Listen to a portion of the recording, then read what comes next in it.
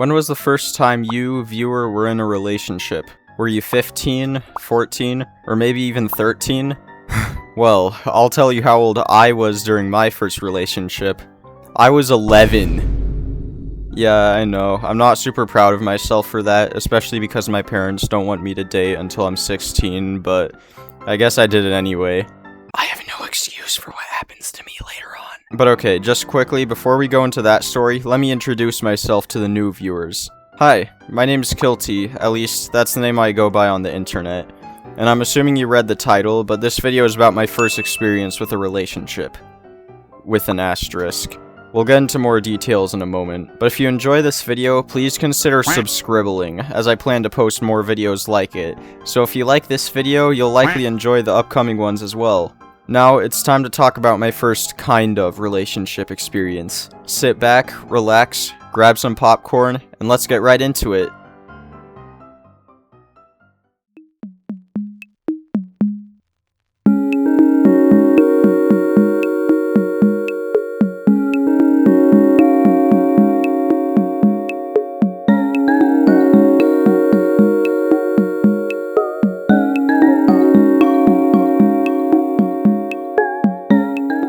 Okay, so as I said before, I was 11 when this happened, so I was in 6th grade.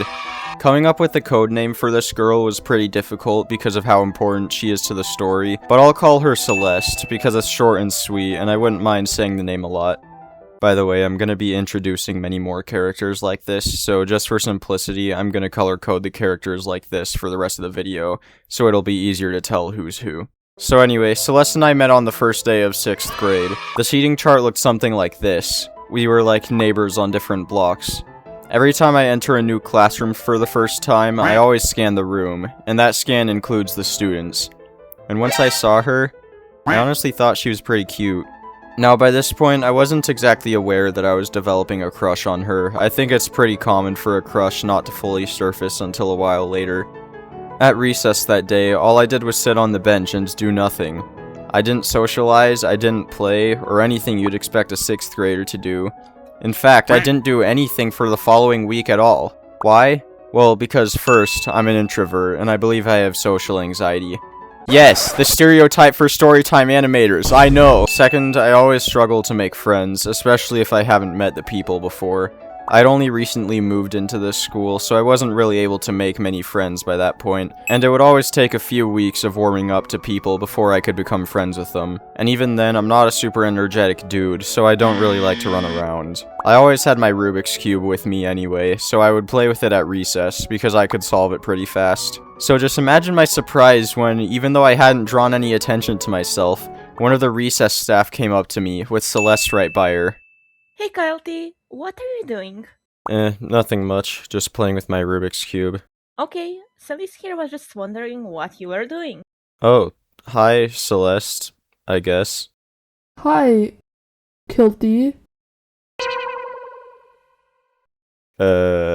Okay? You could probably imagine that I was pretty confused. I never thought anybody would notice me sitting on the bench and fiddling with my Rubik's Cube. Other than the fact that I could solve the cube in 30 seconds, I didn't see what was so interesting about me or what I was doing then.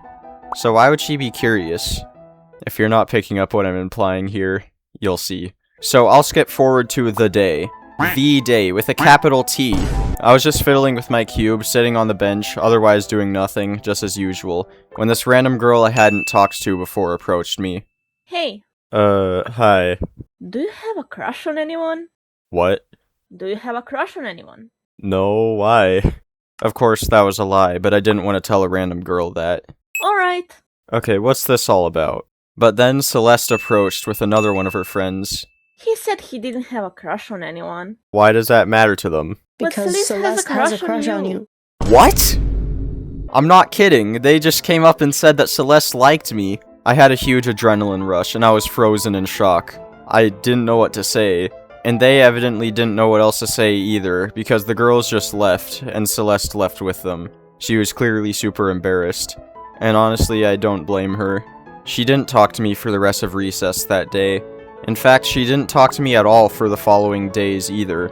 I would just sit on the bench during recess, playing with my cube. I was going about things like normal, but I couldn't help but worry about Celeste. Had her friends confessing for her scared her away from me? Thankfully, it didn't last forever, because just a few days later, she came over and talked to me again. Hi, Kilty. Hi, Celeste. So, are we gonna talk about it? Talk about what? That your friends said you like me. Oh, they were lying. Wait, what? They lied about my having a crush on you. But why would they do that? I don't know. Maybe they thought it would be funny, since they saw me hanging out with you a few times. So, why did you just ghost me for these days and not tell me anything sooner? I didn't know if you'd like to hear it. I was nervous. Ah, well, okay. Pause. Something's not right here.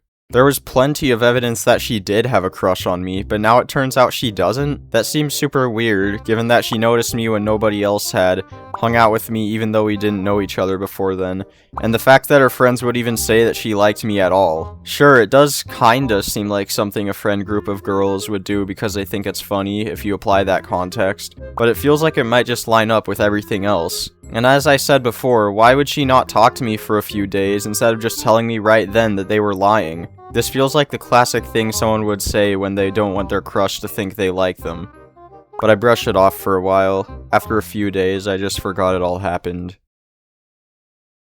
Sometime later, I told her that I used a messaging app called Messenger Kids to chat with some of my real-life friends digitally. She said she used it too, so we could contact each other outside of school. It wasn't the best app, but we both used it pretty often, so it worked out. We were exchanging our info, and another guy oversaw us and decided to tease us. I'll call this guy Lucas.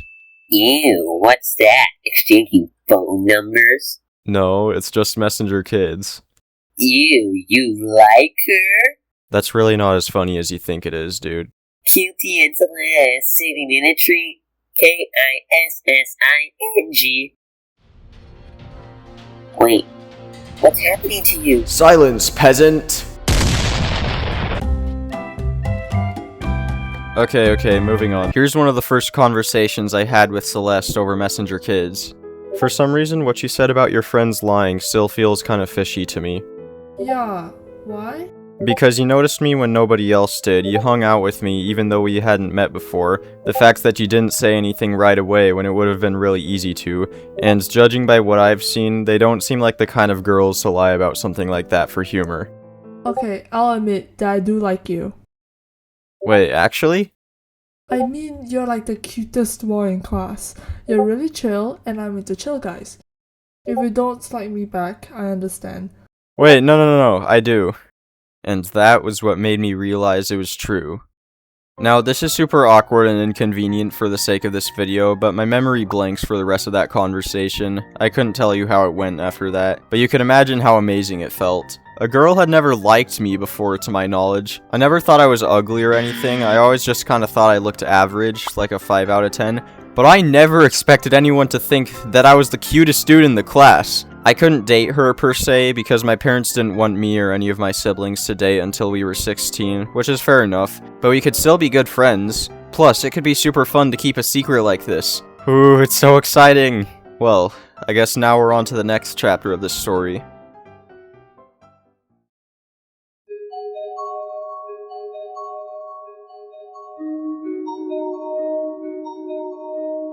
Okay, now here's one of the things I hate about 6th graders, and sometimes even 7th or 8th graders. Whenever a guy so much as glance at each other for a split second, everyone automatically assumes that they're dating. So how does a 6th grader define dating, you ask?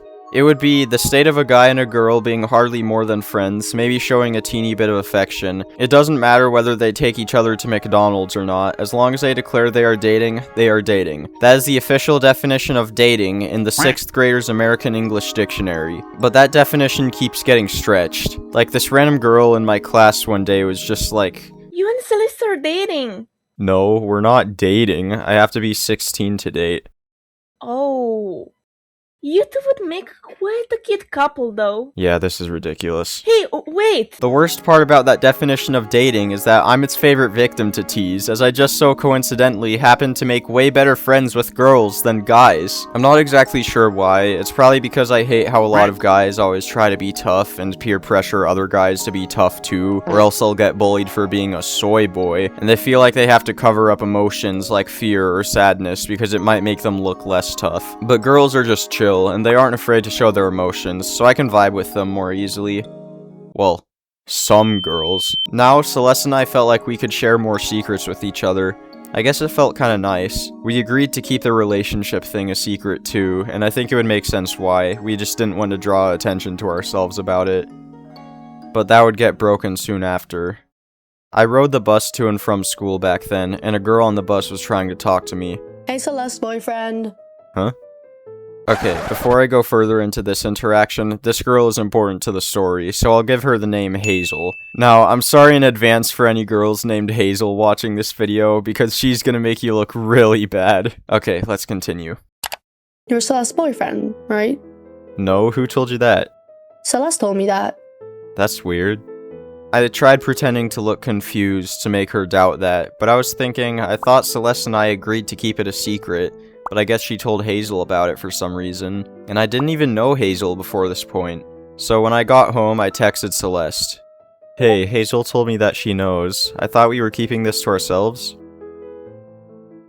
No response. Celeste never responded to me that day. I kinda brushed it off as if she might have been too busy to respond, so I didn't think much of it at that time. But fast forward to the next day at school, at recess, I was sitting on the bench alone, and she didn't even come close to me. Instead, Hazel of all people came up to me. Hey, sorry for assuming you're in Celeste's birthday. I heard... No, it's fine, we actually are. I just thought I agreed with her to keep it a secret, which is why I was surprised at the moment. Okay, well, she said you were mad at her and weren't friends with her anymore. Wait, what? She said you texted her yesterday that you were mad at her for telling me that you two are a thing now. Oh, I never meant to come off as mad. I'll go and talk to her about that. So Hazel went off to do stuff with her other friends. I spotted Celeste quickly and walked over to her. Hey, Hazel just told me that you thought I was mad at you. You weren't? No, I was just a bit confused and I was asking why you did it. It's because Hazel and I are friends. I knew I could trust her. Oh, okay, that makes more sense. And we were fine after that. We continued hanging out like usual, and it was fine. But believe it or not, this is about where the consistent good things between Celeste and me ended. It only started to go down from here.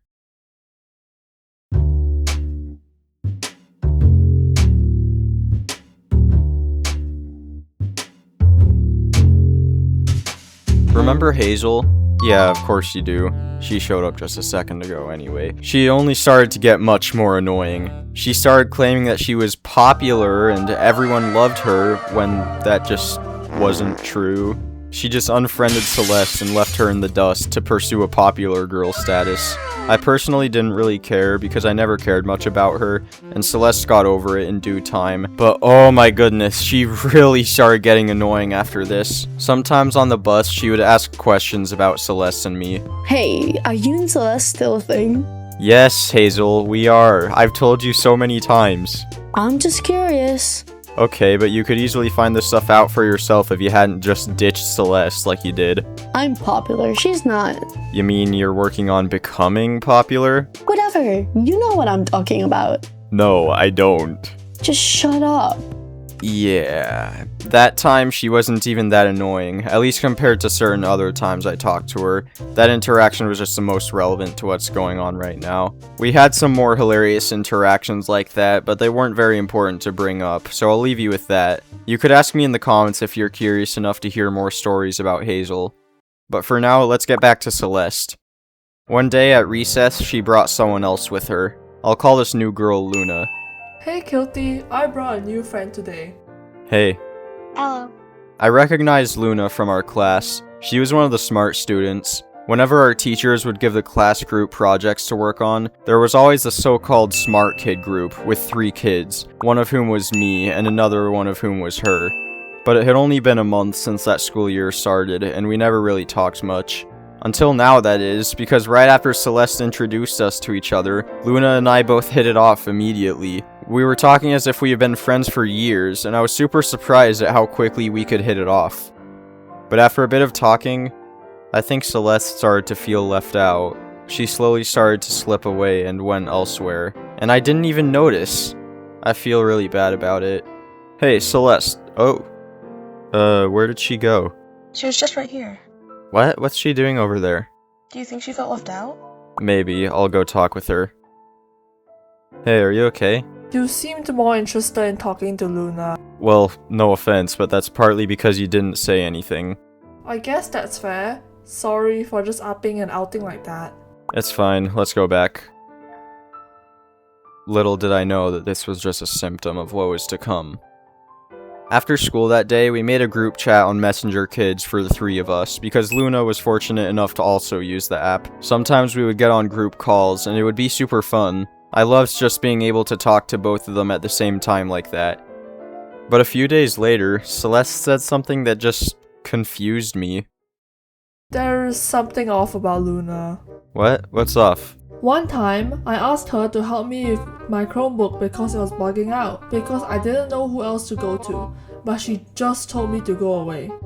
That doesn't sound like her. Don't tell her I told you this. Please, I don't want her to know.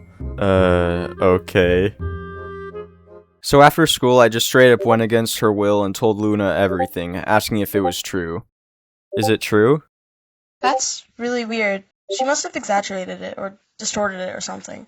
I'm pretty sure I helped her then. Okay. Well, thanks, Luna. I really didn't know who to believe here. Neither of them seemed like one to lie. I felt like Celeste's misunderstanding of the situation would be the most likely thing that happened, though, so I brushed it off as a misunderstanding from Celeste's end. But I didn't tell her that because she didn't want me to tell Luna in the first place. Sure, you may use this to blame the falling out on me, but by the end, you won't be able to deny the things she did either. By that point, I used Discord, which was a much better app than Messenger Kids. Wait a sec. Didn't I say I was 11 back then? I joined Discord as an underage? Yep, I did. Look, I'm not the most proud of myself for that, but I was staying on the good side of Discord. I didn't go down any disgusting rabbit holes or befriend people who would spam my DMs with cheese pizza. If anybody under 13 is watching, I wouldn't recommend joining Discord unless you want a good way to talk to your real-life friends or anybody else you know in real life, and only for that purpose. So anyway, I knew it was much better than Messenger Kids because it was on my PC and my phone, so I could use it on both devices, unlike Messenger Kids, which I could only use on my phone. And I was on my PC a lot more than my phone, so it would be a big convenience boost. So I invited Celeste to make a Discord account so that we could talk more easily, but she declined. I was kinda confused at first, but when I thought about it like how I would feel if somebody invited me to use a platform I hadn't used before, I would probably be reluctant to use it too. So I guess I kinda understood. I tried to convince her further by going into the details of why it would be beneficial, but she still didn't budge. Now at that point I didn't understand. I continued advocating for it for an entire week, and finally she decided to make an account. She didn't seem too happy about it, saying that she only made it so I would stop bugging her about it, which in retrospect makes sense. But whatever, I was sure that she would have a change of heart once she started using it, and she'd get all the advantages from it. And turns out I was right, Discord did grow on her over time. Sometimes I would be playing a game while we were calling, specifically Geometry Dash, which is still my favorite game today. Sometimes I guess I would get a bit too focused on it, and she just leaves the call without saying anything. Do you want me to leave so you can play your game? What? No, I didn't mind having you there. You seem more interested in the game. You did the same thing when I was talking to Luna. If you don't want to keep talking to me anymore, I'd rather you just say that. No, that's not it, just... Okay, I'll join back. And she did. But she seemed much less enthusiastic every time. I wished I could have done something to lift her spirits, but I was never able to think of anything. When we would go back to school, I noticed that she started spending much more time with Lucas, the guy who was teasing us about exchanging info earlier. Lucas was like the class clown, but unlike every other class clown I've had to deal with before, he had friends, he didn't take people's things for humor, and most importantly, I thought he was actually funny. We weren't exactly friends, but he could make pretty much anybody laugh pretty easily. so he was also funny to Celeste. I used to be able to make her laugh much more than I do at this point. Now it seemed like Lucas was her outlet for laughs instead of me. I mean, I didn't exactly want to be the only person who could make her laugh, and I wasn't getting jealous or anything, as I hadn't picked this up until later, but it definitely foreshadowed what was to happen. I think you get the picture. But when you'd think it couldn't have been more obvious, I was completely oblivious to Celeste starting to like Lucas. The thought hadn't crossed my mind because I was just like, oh cool, Celeste has a new friend. This probably doesn't change things, does it? Ha! Come get your girl back, bozo! Okay, now, all of these things continued to dig a deeper hole into this whole relationship thing, but here's what I would say was the final thing that ended it for us. One night, my brother asked me if I had ever held hands with Celeste before. I realized that I hadn't, and for whatever reason, after I realized that, I became obsessed with wanting to hold her hand. And I mean, I was like maniacally obsessive about it. It's still kind of embarrassing for me to this day. But either way, I proposed the idea to Celeste over Discord. Hey, what's your thought on holding hands sometime? It's kind of like taking this to the next level, and I'd be pretty excited to do it. I was jittering with excitement. But then, the next day, we never actually did it. It was like we both just forgot about it. Every time I tried to ask her again after that, she just ignored it.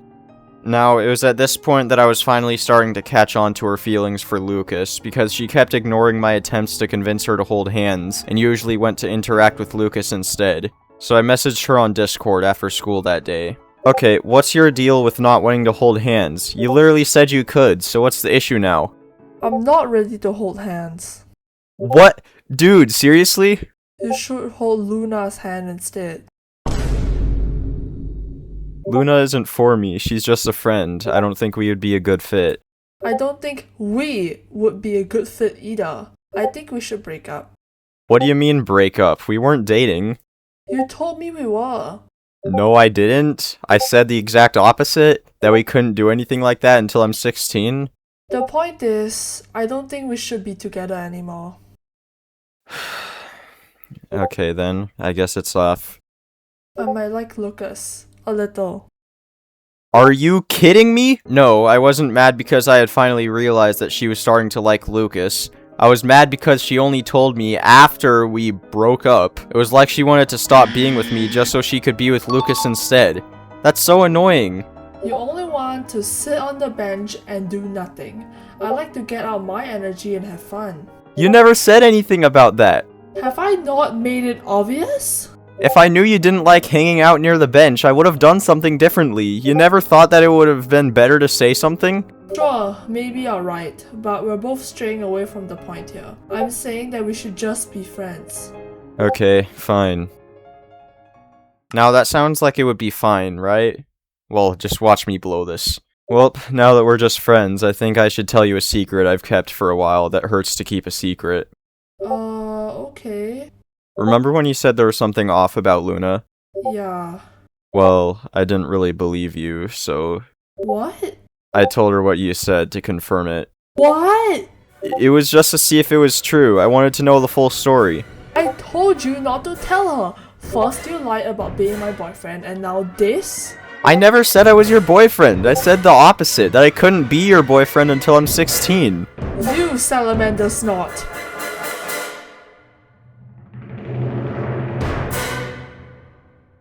She blocked me.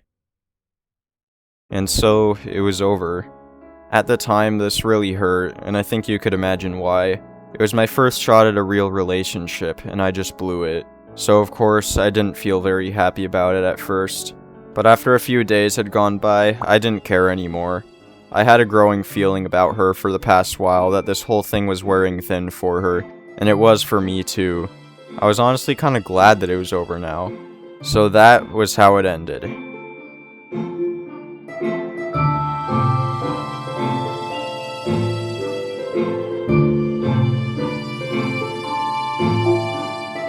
This video is getting pretty long, and I want to give you guys a new video before GTA 6 comes out, so I'll keep this section brief in comparison to the others. Celeste and I had very few interactions over the next few months, and whenever we did have any, they were passive at best. Hi. Hi. Eventually, after many months, we became friends again and got along fairly well, I'd say. We split apart in November 2022, and we became friends again around May 2023. So that's about like 6 months that we hardly talked to each other. I won't go into many details about our friendship after our relationship, because that's not what this video is about. But what I will say is, after a bit of talking about it, we both agreed never to say anything about what had gone on between us before. Not to each other, and not to anyone else. Wait a sec, but this whole video has been talking about we were still friends by 7th grade, but a bit early in the school year, I had to move across the country, so I couldn't talk to her again. I didn't miss her that much, honestly. I've lost contact with her since, and I haven't talked to her since before I moved. And that is my first relationship experience.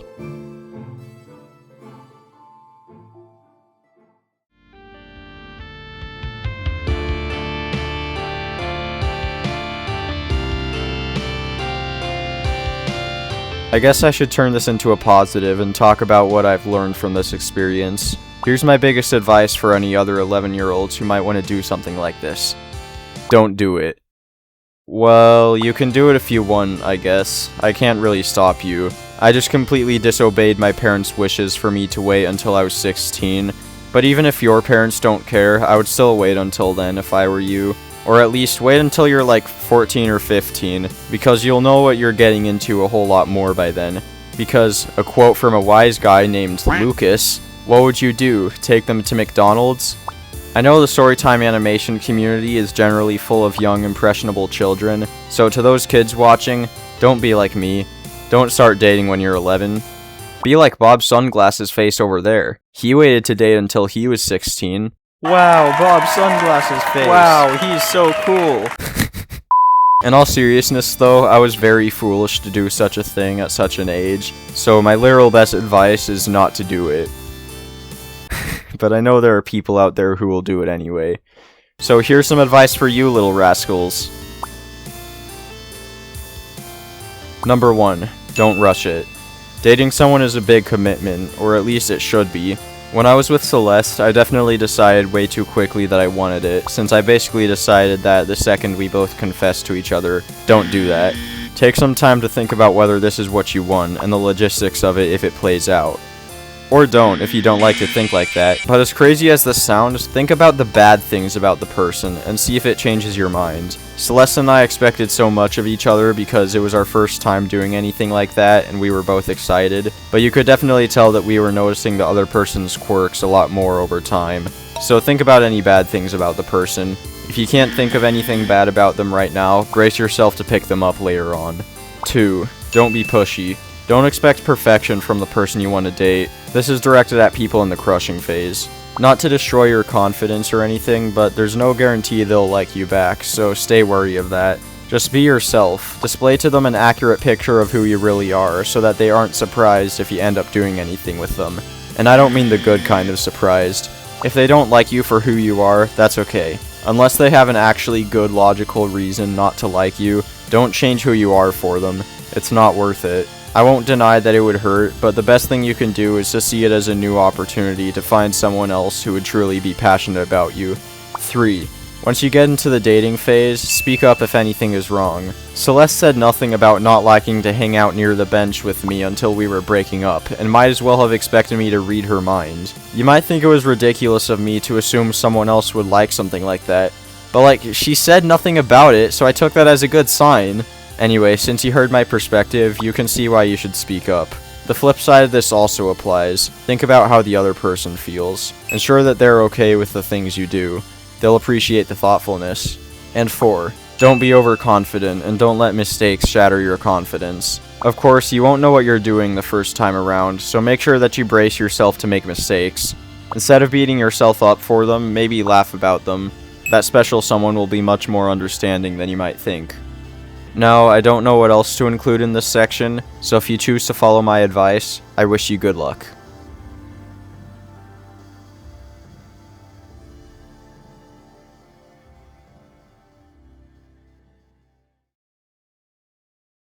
It's time for your favorite show, Kilty's Fan Art! I actually haven't received much fan art since the last video. But that's okay, because here are these two from Big Bird Monkey Cube on Discord or Doggin Army on YouTube. And that's it.